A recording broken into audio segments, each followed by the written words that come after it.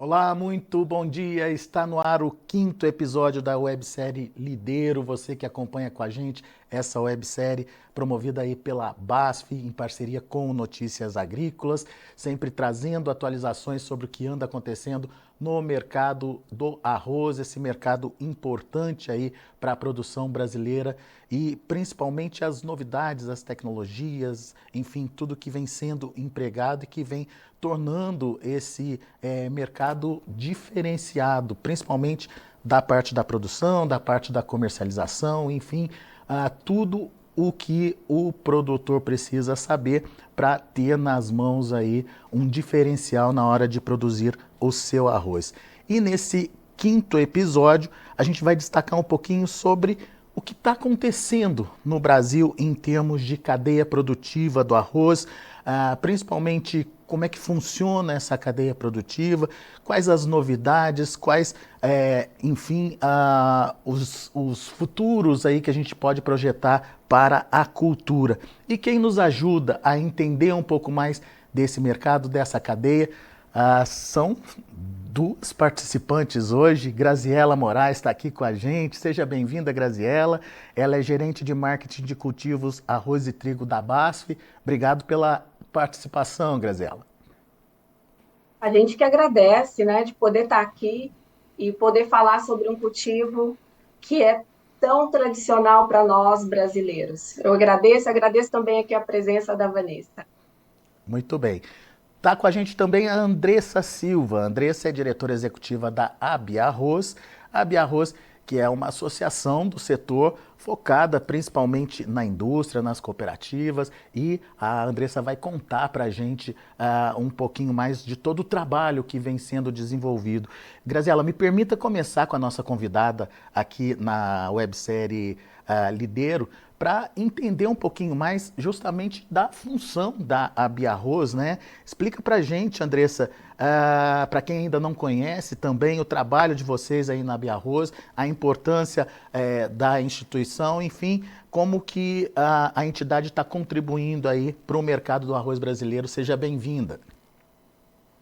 Obrigada, Alex. É um prazer para a Bia Rose estar aqui participando do Websérie Lidero. Queria cumprimentar a Grazi também. E a Bia Rose é uma associação recente, ela tem 15 anos de existência.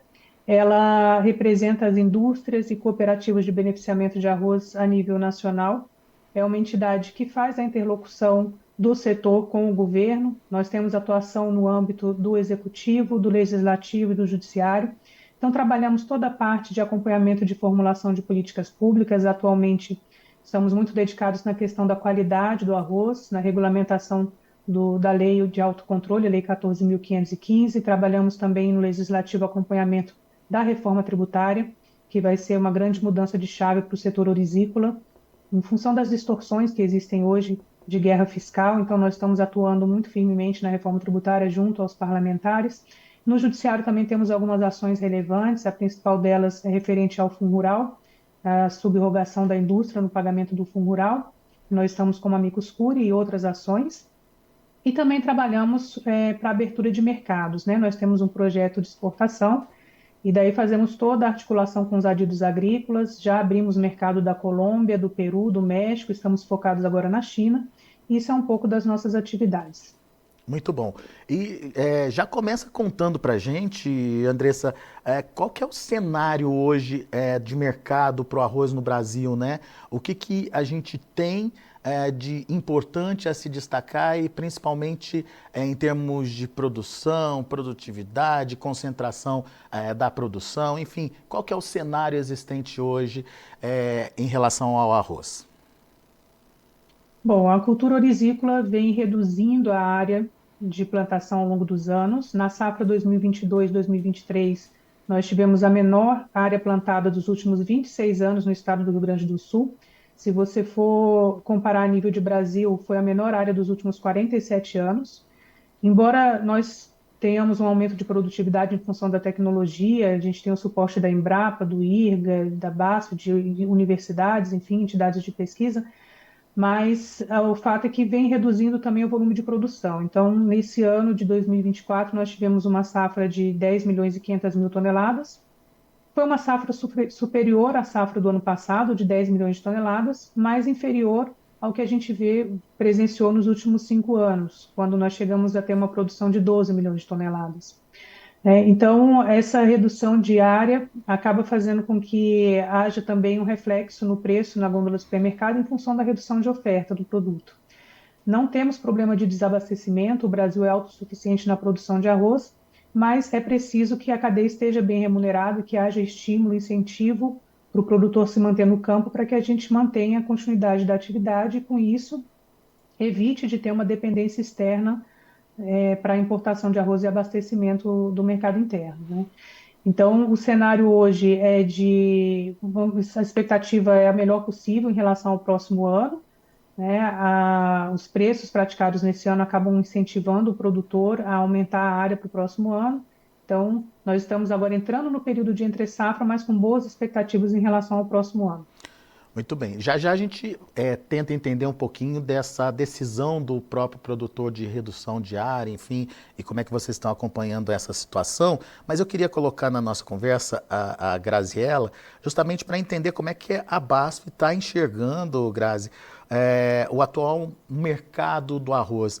A Andressa falou da redução de área, mas a necessidade de se manter e se elevar a produção. E esse é um desafio também para a BASF, né? Como é que a gente garante aí, através de boas produtividades, resultados melhores aí para a produção do arroz? Com certeza. Eu acho que a gente tem aí 2 pontos que a Andressa trouxe, que de fato, né, a gente passou aí por algumas safras com queda significativa em relação à área, e nessa última safra a gente apresenta aí um crescimento de 5%. A gente recebeu aí nos últimos dias o painel da indústria em relação à área plantada e a gente conseguiu aí ter um crescimento de 5%. Ainda assim, conforme a Andressa colocou, né, um aumento não tão expressivos versus o que a gente já vivenciou ali atrás, mas a gente está muito otimista, tá, com o mercado de arroz. Também vai em encontro o que a Andressa traz, que é a questão, né, da confiança dos produtores, né, num excelente potencial que o arroz brasileiro tem.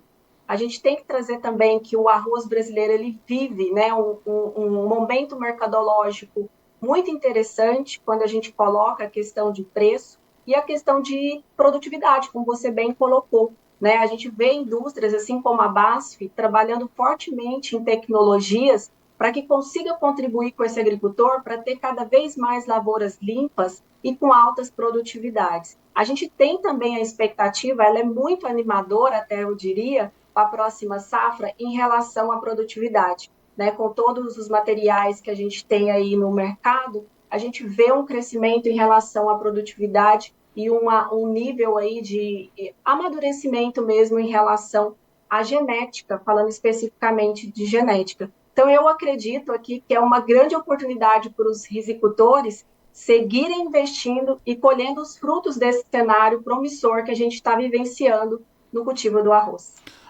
Grazi, essa questão que você traz é muito importante, porque até então o produtor rural, obviamente guardadas as devidas proporções, mas ele via o arroz como uma importante ferramenta para abertura de áreas, uma importante ferramenta para primeiro plantio, enfim. Mas com a tecnologia, ele acabou vendo a possibilidade de ganhar dinheiro com o arroz e de fazer o arroz participar de um sistema de produção dentro da propriedade dele, né? Com certeza. E conhecendo, né, da cultura, os risicultores, eu falo assim, gente, o risicultor, ele é um risicultor. Então, a primeira cultura dele é o arroz.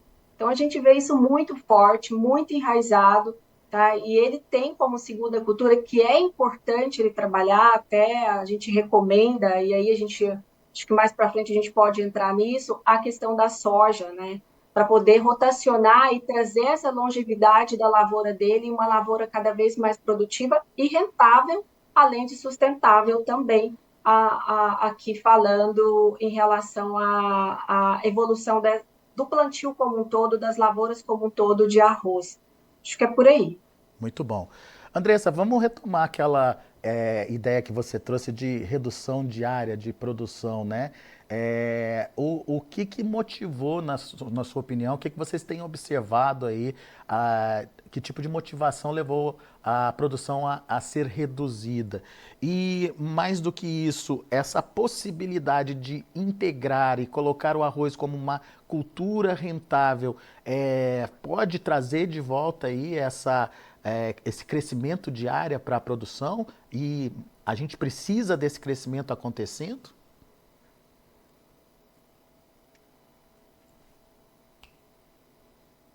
Sim, na verdade, como a Grazi comentou, o risicultor é, antes de tudo, um plantador de arroz. E a gente precisa levar em conta também a vocação agrícola do estado do Rio Grande do Sul para a plantação do arroz.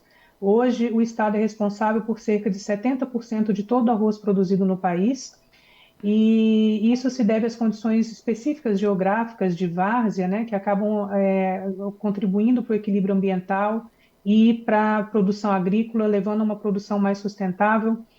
Então, o produtor, a primeira opção dele é o arroz. Mas no período pré-pandemia, nós verificamos um nível de endividamento muito alto do produtor, em função dele ser muito mal remunerado pela produção do arroz. Então, havia casos de, se você for considerar o período pré-pandemia de 10 safras, o produtor teve prejuízo em 7 safras, devido à estiagem, devido à enchente, devido aos preços não remuneratórios, e ele acabou migrando para outras culturas, como a soja, o milho, a pecuária. Mas hoje esse estigma do produtor de arroz endividado já vem diminuindo bastante, porque o produtor se encontra mais capitalizado, houve uma concentração no número de produtores, de fato, né? Aqueles produtores mais que tinham uma melhor gestão acabaram permanecendo na cultura, e hoje ele consegue escalonar a sua oferta ao longo do ano, consegue se manter viável ao longo do ano, e as perspectivas são que a cultura continue na sua pujança em função dos estímulos de remuneração agora mais recentes, né, principalmente no período pós-pandemia. E, Então, esse cenário que a gente verificou no passado, nós não entendemos que ele vá permanecer. E essa questão da remuneração ou da rentabilidade da atividade veio para ficar? Será que a gente já vai ultrapassar aquela montanha-russa de preços que o produtor de arroz estava acostumado a viver e sentir, Andressa? Temos agora uma regularidade maior aí para o preço do arroz? Qual que é a expectativa de vocês? Bom, o preço remuneratório para a cadeia produtiva do arroz é de cerca de 5 a 7 reais o quilo do arroz, considerando o arroz padrão e o arroz nobre, né? Então, esse preço consegue remunerar a cadeia, e é o que a gente está presenciando hoje, né? E nós entendemos que essa volatilidade dos preços, ela vai estabilizar nos próximos meses. A gente está entrando num período de entre-safra, os preços vão ficar firmes, mas não há cenário para altas muito significativas de preço. Então, o consumidor pode esperar aí um preço nessa média de 5 a 7 reais, que é um preço remuneratório, um preço justo, e nós acreditamos que o consumidor assimilou a importância da cultura do arroz após esses episódios de pandemia e de enchentes, né? E nós estamos verificando também uma maior valorização da cadeia produtiva do arroz, que vai permitir que os preços fiquem mais firmes. Já já a gente vai falar dessa questão das enchentes e principalmente como é que isso impactou, mas antes eu queria trazer a Grazi para a nossa conversa, perguntando para ela sobre os desafios para a produção, Grazi. O que a BASF tem visto aí em termos de desafio para o produtor rural, e como é que a empresa está ajudando aí nesses desafios, hein? Olha, Alexander, sem dúvida, acho que a Andressa pontuou bem, o clima continua sendo um dos maiores desafios enfrentados pelos produtores, né? Eu acho que de todas as culturas, não diferente aqui no nosso cultivo arroz, né? A imprevisibilidade, ela traz bastante impacto, né? São impactos significativos aí, já há muitas safras. Mas se eu posso destacar aqui um desafio igualmente crítico para o cultivo do arroz, eu trago a questão do controle das plantas daninhas. tá? Espécies como o capim-arroz e o arroz vermelho, eles têm causado grandes impactos nas lavouras, que compromete tanto a qualidade quanto a produtividade. A gente já começou aqui falando sobre a questão da produtividade, mas hoje isso é um grande problema mesmo para as lavouras de arroz, tá? E para entender esse problema, o risicultor, ele necessita adotar um manejo aí adequado, né, que inclua não apenas a rotação de cultura, que é algo que o setor vem debatendo bastante tempo, mas o uso também de tecnologias avançadas, tá? Isso é fundamental para que a gente consiga aí avançar com lavouras cada vez mais produtivas, né, resultados satisfatórios para os agricultores, né? As ferramentas certas, com o manejo correto, esses desafios eles podem ser superados e certamente aí vai permitir que o produtor mantenha a rentabilidade e a sustentabilidade de suas operações. E nesse sentido, né, Grazi, me corrija se eu estiver errado, a BASF já vem trabalhando há algum tempo, primeiramente trazendo híbridos de qualidade, né, com potencial produtivo diferenciado em relação aos demais cultivares do mercado, e depois prestando atenção nessa dor aí que você citou, que é o controle de ervas daninhas na cultura, através do Clearfield e mais recentemente do Provisia, né? Essas ferramentas, elas têm mudado a forma de produzir arroz no Brasil? Seguramente que sim, Alexander. A gente se posiciona como líder em tecnologia para a risicultura do Brasil, que a gente oferece um completo e inovador portfólio para a cultura. Nossa missão é de levar, né, cada vez mais ao agricultor algo que ajude ele a perpetuar esse legado. É a nossa parceria, é acompanhar desde a fase, né, do plantio até a colheita. A gente tem essa como missão ter o nosso agricultor aí no centro, então estar do lado dele, trazendo soluções que garantam esse manejo, né, efetivo dessas lavouras e que contribui para essa longevidade que a gente está falando, né? O nosso compromisso vai além de fornecer esses produtos, tá? A gente está sempre desenvolvendo essas tecnologias que impulsionam essa produtividade, né? A sustentabilidade e a rentabilidade do mercado de arroz como um todo.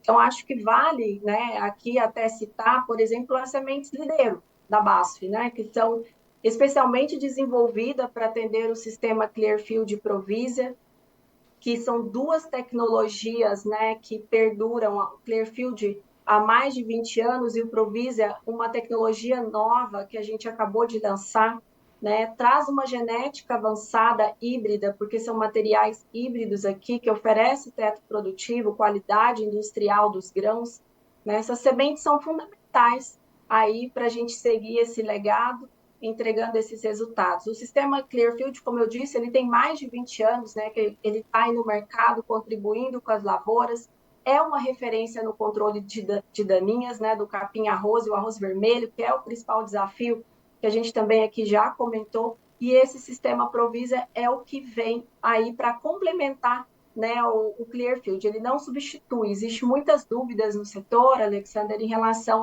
às duas tecnologias, mas o Provisia ele soma forças com o sistema Clearfield, né, conferindo ainda mais aí uma lavoura limpa, permitindo a facilidade desse manejo, né, e a flexibilidade do produtor de fazer duas safras seguidas de arroz, para que entre em terceiro momento a rotação com outra cultura, a pastagem, a soja, enfim. O nosso objetivo é sempre proporcionar essas melhores ferramentas para os nossos agricultores. Muito bom. Já já a gente retoma esse tema, mas eu queria comentar com a Andressa, principalmente a questão da tragédia climática que aconteceu recentemente no Rio Grande do Sul, né? Como é que isso impactou o mercado de arroz, Andressa? Qual a análise de vocês em relação a tudo que aconteceu? E dá para dizer que o Rio Grande do Sul, pelo menos o Rio Grande do Sul, produtor de arroz, está restabelecido e já está pronto para retomar aí a atividade, já está pronto para a próxima safra?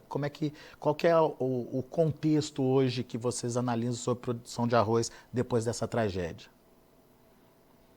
Alex, nós tivemos três fatores que influenciaram fortemente no mercado após as enchentes que se abateram sobre o estado do Rio Grande do Sul. O primeiro deles foi o problema de logística e transporte, porque muitas vias ficaram interditadas, algumas ficaram inviáveis, então isso acabou elevando o preço do frete rodoviário, fazendo com que houvesse a necessidade de muitos desvios, então isso acabou refletindo também no preço do arroz na gôndola do supermercado.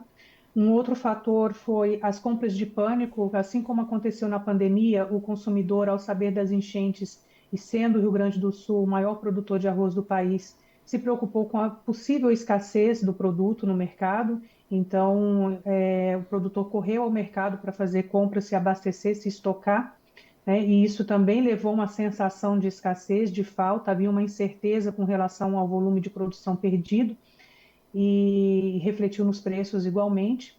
E, por fim, as medidas anunciadas pelo governo de intervenção no mercado do arroz. Então, quando o governo anunciou que importaria cerca de 1 milhão de toneladas, isso fez com que todo o mercado externo se movimentasse, os preços aumentassem.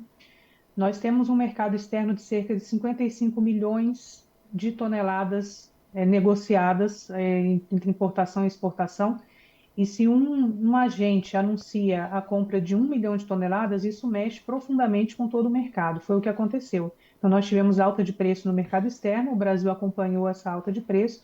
Então, esses três fatores acabaram levando a essa elevação de preço, mas em nenhum momento os órgãos, tanto os produtores quanto o IRGA, que é um órgão que dá suporte aos produtores também no Rio Grande do Sul, em nenhum momento se veiculou a possibilidade de desabastecimento.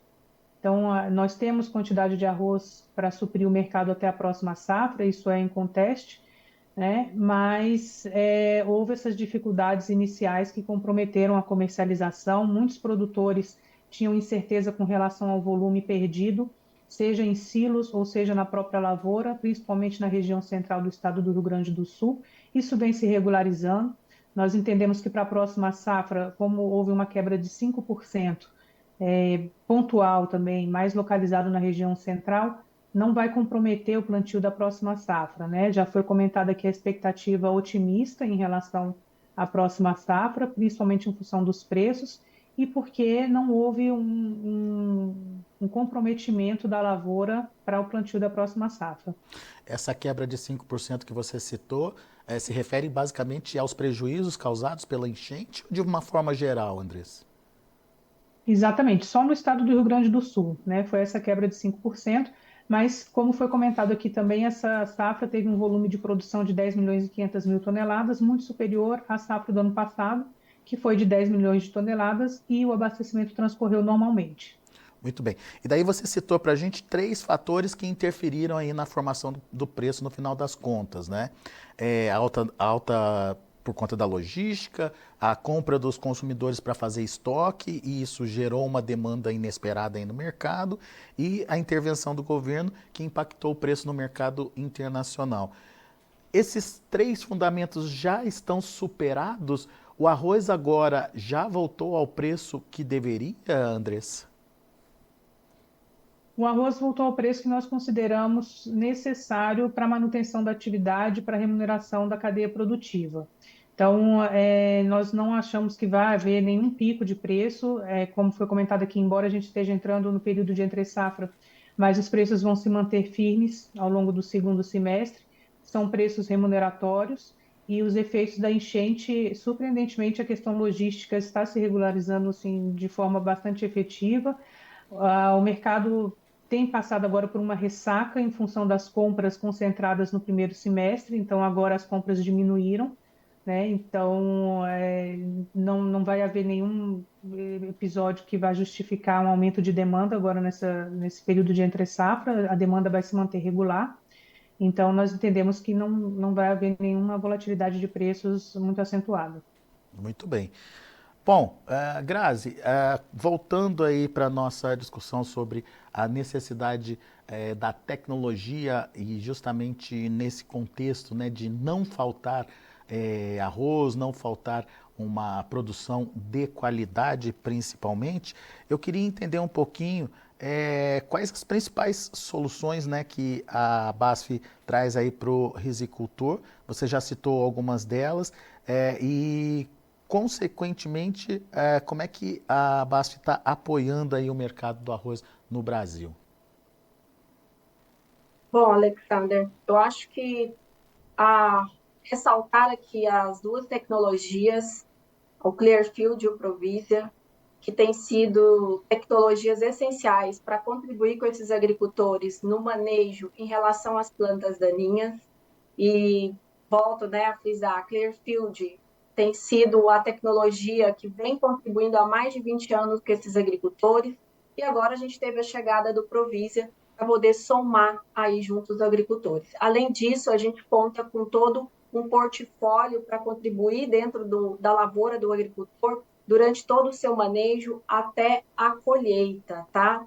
E eu acho que um ponto super importante para trazer aqui, que é para a gente aprofundar um pouco mais, é em relação à qualidade, né? A qualidade das sementes de arroz, e aí especificamente a qualidade eu trago aqui da nossa semente Lideiro, né? Porque a qualidade, a gente sabe, ela é fundamental não apenas para um cultivo saudável, mas também para atender um produto final, né? Atender as exigências do mercado e dos consumidores. Então, acho que, né, a Andressa trabalha mais no, né, focada na parte da indústria. Acho que aqui um ponto ela pode até ajudar a gente aqui a trazer mais conteúdo para essa resposta, mas eu diria que as sementes certificadas, né, como por exemplo da marca Lideiro, elas são essenciais aí para que a gente consiga garantir uma pureza genética, um alto vigor e o potencial produtivo. E é isso que a BASF tem feito, né? A gente tem trabalhado muito forte em entregar cada vez mais materiais com qualidade, incluindo as nossas sementes Lideiro.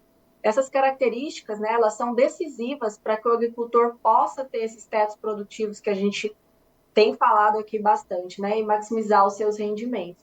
Além dessa qualidade industrial dos grãos resultantes dessas sementes, ela também tem um impacto direto na questão da comercialização, né? Porque se a gente fala em grãos uniformes, com bom peso e uma excelência aparência, né, que são valorizadas por mercado, tudo isso acaba trazendo uma maior competitividade para o produtor, né? E para o consumidor, né, isso significa um arroz de qualidade superior, que atenda às expectativas de sabor, textura, aparência.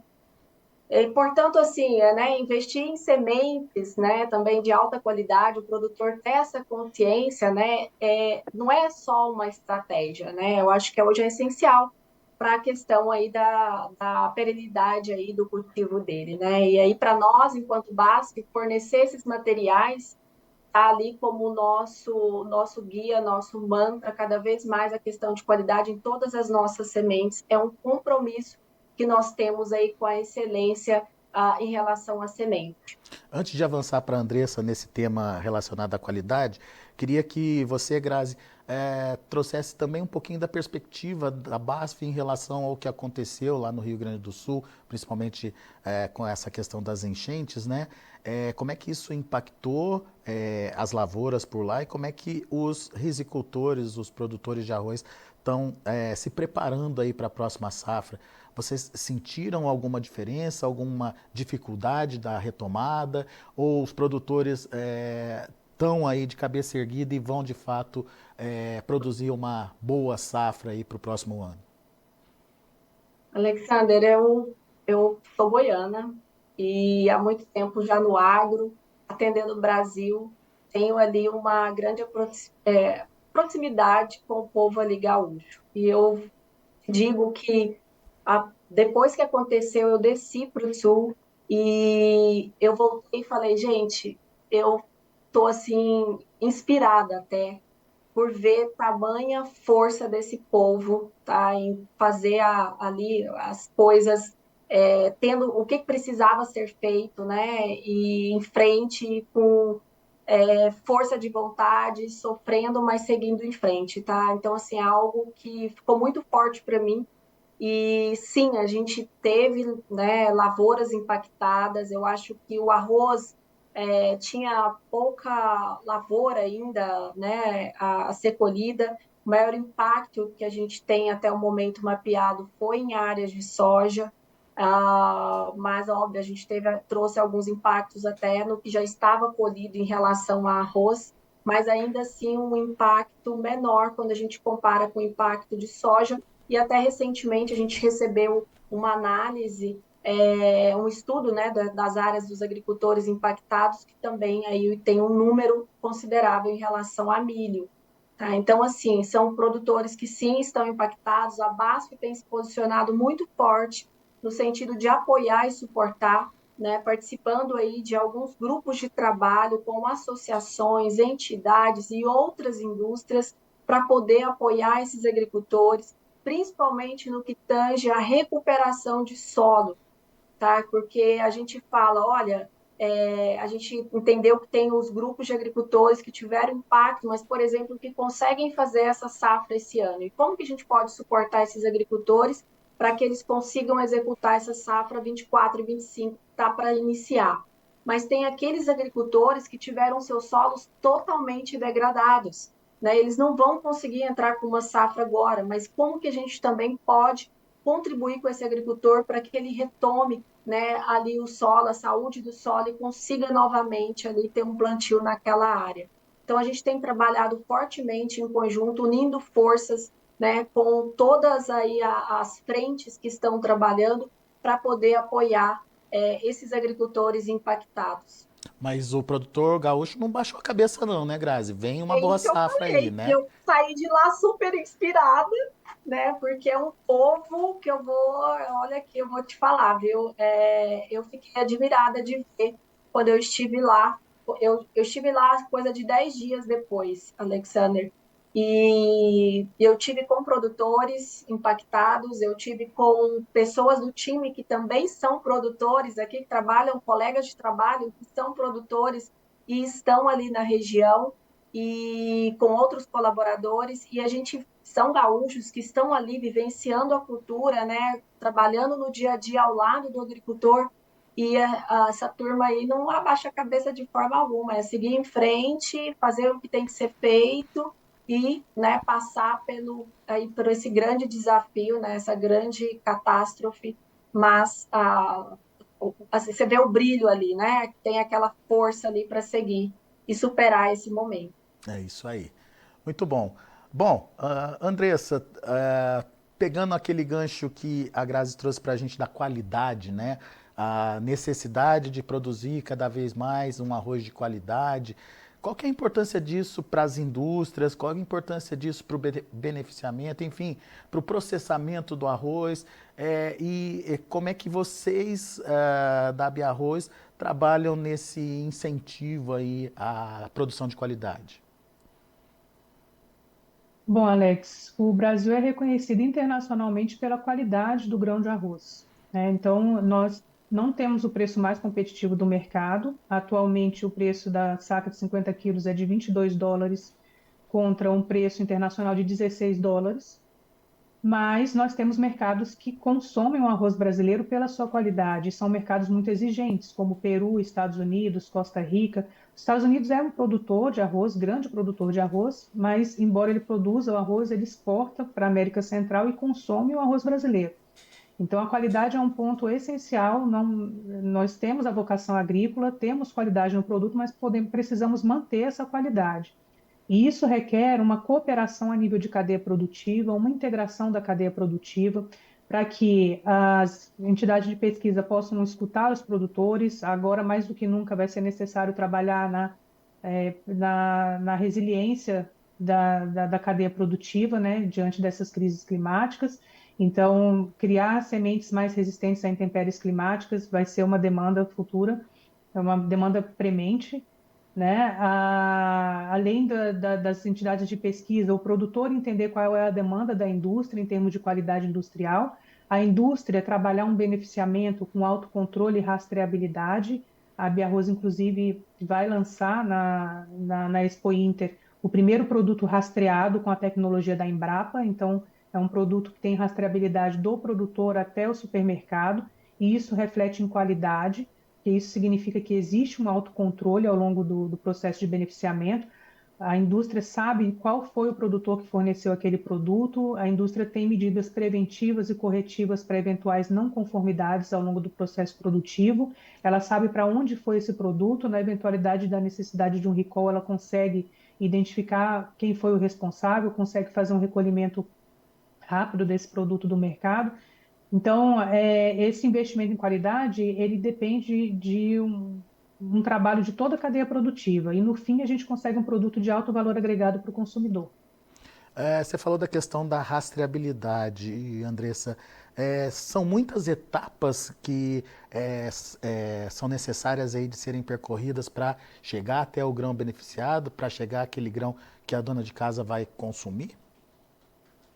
Sim, nós temos uma cadeia produtiva composta primeiro pelo fornecedor de insumos, que são as sementes, os fertilizantes, os defensivos, o maquinário.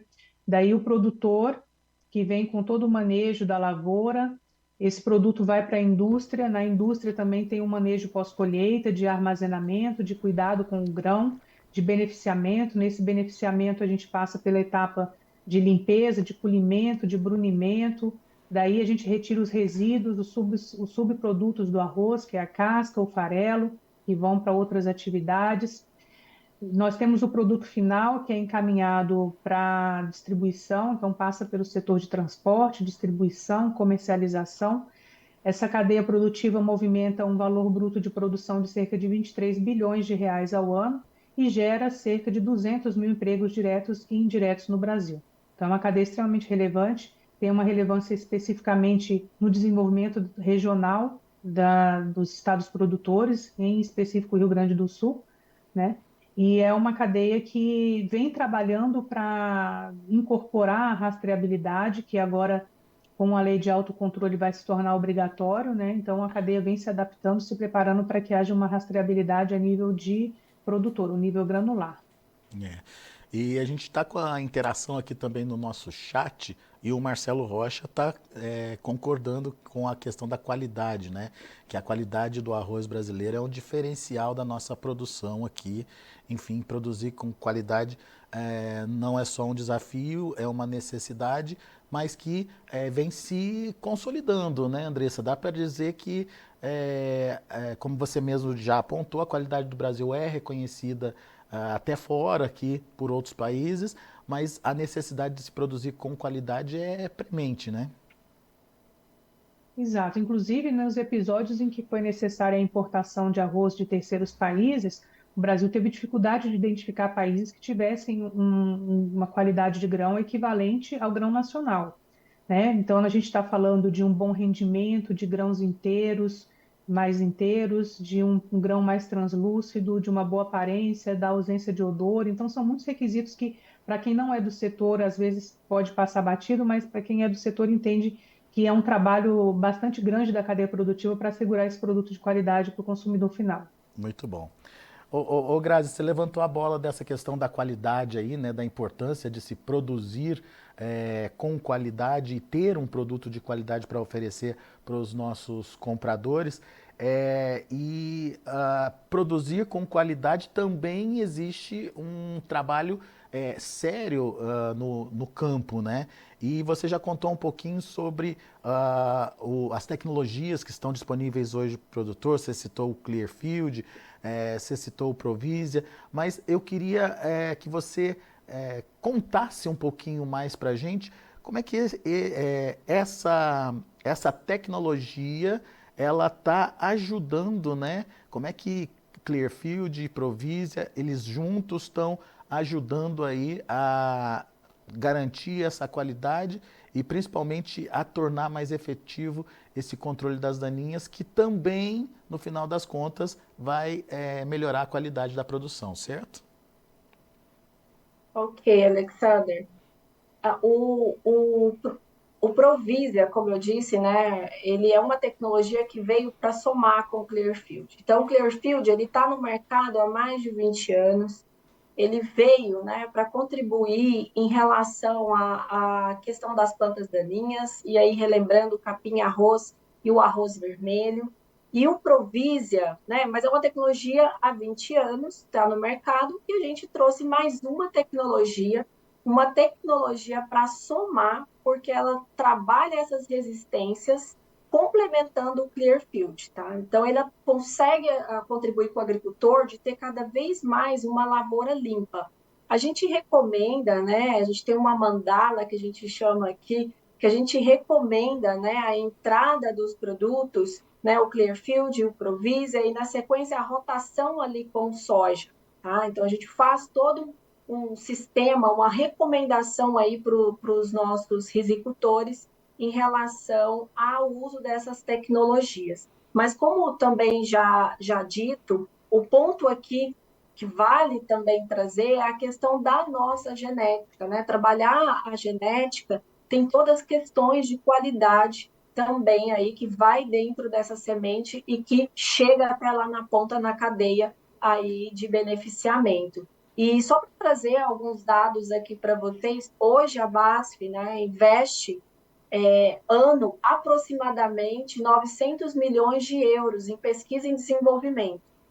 Desenvolver tecnologias e desenvolver genética. Então, não é só a tecnologia, mas é um conjunto, né, a genética inserida uma tecnologia, e com isso a gente consegue levar para esses produtores um produto com maior qualidade, sim, né, como tudo que a gente já colocou em relação específica aqui do nosso cultivo do arroz, e contribuir para que ele consiga ter produtividade também, porque isso ajuda ele no manejo da sua lavoura e alcançar aí altas produtividade. E vale reforçar que a BASF, né, investe fortemente em pesquisa e desenvolvimento e vai seguir investindo para promover cada vez mais essas soluções agrícolas, né, que atendam essas demandas dos produtores, mas também que respondem a essas necessidades emergentes da sociedade como um todo, né? Dessa forma, eu posso aqui finalizar minha fala que nossas soluções para o cultivo de arroz, elas não são só esses produtos isolados, né, Alexander, mas é uma parte de uma estratégia ampla e integrada que visa transformar a agricultura, né, sempre com práticas sustentáveis e inovadoras, beneficiando aí os nossos agricultores e também o meio aí que nós estamos inseridos. Bem lembrado, Grazi, a gente sempre falando da qualidade daquele produto que sai da lavoura, mas a gente tem que entender que a qualidade começa lá atrás, na hora de se adquirir a semente, e essa semente também precisa ser de qualidade no final das contas, né? Perfeito, é isso mesmo, né? Acho que tudo tem uma frase, né, que muitas pessoas usam até em algumas campanhas, tudo começa na semente. Então, assim, a semente, né, que ali o agricultor vai plantar, ela carrega, né, ali todo no seu DNA, todas essas questões de qualidade. E aí, óbvio, vem as tecnologias que ajudam ele no manejo, a alcançar produtividades, mas a genética é um ponto essencial em relação à qualidade da semente. Muito bem. Andressa, queria te chamar de novo aqui para a gente avançar um pouquinho, principalmente nessa questão da comercialização do arroz, né? O que tem de novidade na comercialização do arroz? Como é que está o mercado, principalmente interno e principalmente o de exportação? O arroz brasileiro ganhou uma relevância no mercado internacional também, você bem disse aí por conta da qualidade, mas eu queria entender como é que está esse momento, né, da comercialização do arroz brasileiro, o que a gente tem que destacar, enfim, o que a gente tem que pontuar nesse sentido. Bom, esse ano, em função das enchentes, a previsão da Conab para exportação de arroz é de cerca de 1.300.000 toneladas, contra 1.700.000 toneladas do ano passado, e a importação é de 1.700.000 toneladas. Então, praticamente inverteu os números do ano passado, e a gente vai ter, depois de muitos anos, uma inversão na balança comercial. Nós vamos ser mais importadores esse ano do que exportadores. Além do problema das enchentes, também o câmbio acaba comprometendo bastante. A cultura do arroz é muito sensível à volatilidade do câmbio. Então, com um dólar mais alto, a gente consegue exportar, mas com um dólar mais baixo, a tendência é importar mais arroz, né? Então, esse ano é um cenário de pouca exportação. A gente vai fazer as exportações basicamente para manter, consolidar aqueles mercados que nós já acessamos, né? mas na nível de mercado interno, a comercialização segue normalmente. Nós temos produto para abastecer o mercado até o final até a próxima safra, o final do ano, e as perspectivas para mercado externo é que vão ficar mais comprometidas esse ano.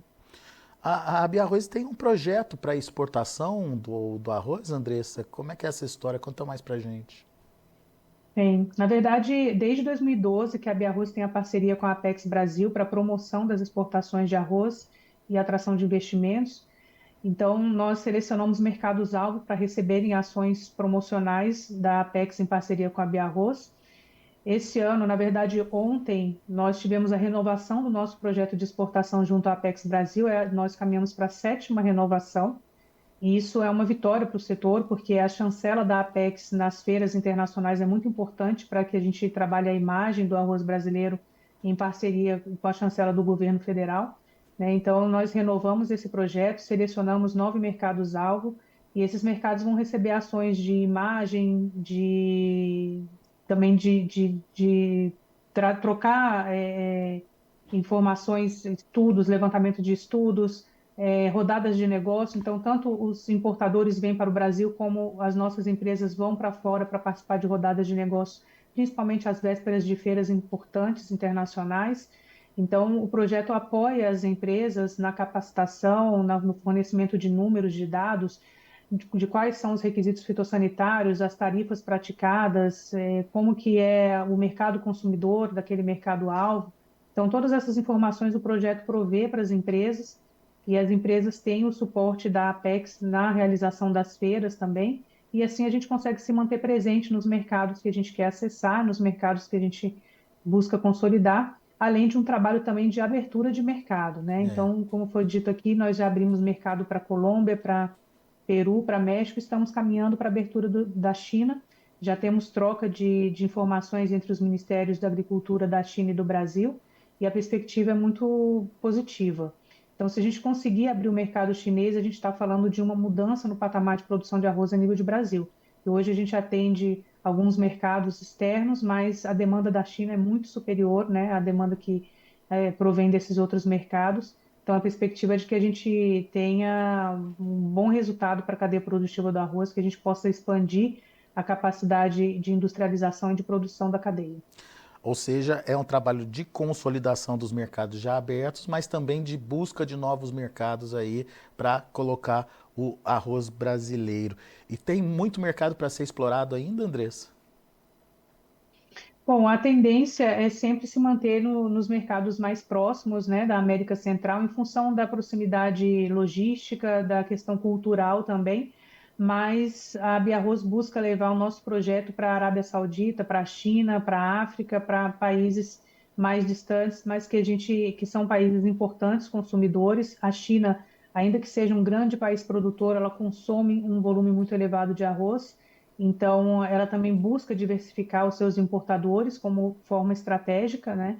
Então, a Biarroz vê um mercado importante ainda a ser consolidado, principalmente no mercado chinês, e, como você falou, a consolidação dos mercados já conquistados. O Peru, por exemplo, é um mercado em que o arroz brasileiro assume ali sempre entre a primeira e a segunda posição, na exportação de arroz para aquele país, mas a gente precisa estar sempre presente, reforçando a qualidade do produto, a confiabilidade do nosso mercado para que a gente se mantenha presente naquele país. E existem também a Colômbia, que é um país que a gente pretende alcançar, tem questões comerciais ainda a serem ajustadas, mas a Colômbia consome arroz brasileiro mesmo sem saber, porque existe uma triangulação, né? Então, o Peru importa o arroz do Brasil e manda para a Colômbia. Então, a gente sempre tem uma aceitabilidade muito grande dos mercados consumidores, né, do mercado externo, e os nossos mercados-alvo principais agora são Colômbia e China. Muito bom. Grazi, a gente viu aí que exportação é um novo desafio, um novo foco aí da produção brasileira. Mas quando a gente fala de exportação, a gente tem que falar de sustentabilidade, porque o mercado internacional está cada vez mais exigente, né? Como é que a BASF está se posicionando e vem, obviamente, somando esforços aí nesse tema, sustentabilidade da produção? Bom, Com certeza, né? É super importante trazer o tema. A gente está fortemente comprometido com a sustentabilidade. Eu acho que um exemplo claro disso é a questão da rotação de culturas, especialmente, né, arroz e soja.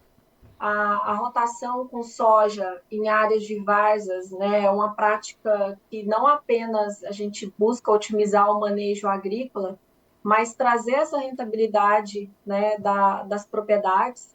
É uma estratégia diferenciada que a gente recomenda fortemente, né, porque traz benefícios para o solo, ajuda no controle das plantas daninhas e melhora a saúde geral da lavoura, né?